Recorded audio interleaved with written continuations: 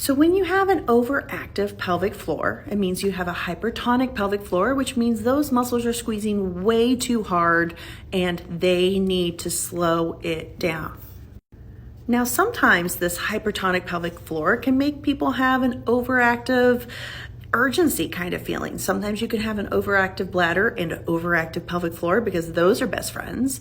And trigger points in your pelvic floor can cause urinary urgency and that feeling that you have to go all the time. So we don't like trigger points in the pelvic floor because they cause pain with the intercourse, they cause constipation, all sorts of stuff. So the key to finding balance is to look for what's tight and strengthen what's weak. So if you have a hypertonic pelvic floor, I want to look at the joint mobility of your hips next door. I want to look at your SI joint. I want to talk about what your nervous system is doing and are you doing breathing and active relaxation. I want to know about everybody that's nearby the vagina, hips, pelvis, all that. But if you have an overactive pelvic floor, I have some goodies that you might need. Sometimes when people have an overactive pelvic floor, they do trigger point releases with a physical therapist or using a pelvic wand.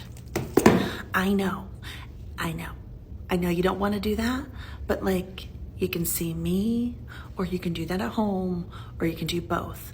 Nobody likes it when I talk about the pelvic wand, but it is true. Number 2 for overactive pelvic floor, but I bust this out when people tell me they have pain with sexy time. It's the dilators. So yes, I only squish my face because I've done this long enough to know that every time I say this to my patients, they go,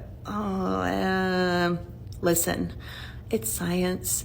We don't talk that way about every other body part. I know it sounds weird, but it works. So I think if you were to get out a piece of paper and a Sharpie and we make a plan, it might go like this. Step 1, find a time in your day where you're going to commit to doing these exercises. Step 2, begin 15 minutes of active relaxation and breathing, working on that respiratory diaphragm, relaxing that pelvic floor. Never underestimate the nervous system. The next and final step, we work on stretching muscles that are tight, stretching your hips. We can do a series for those tight muscles. Check out my next one.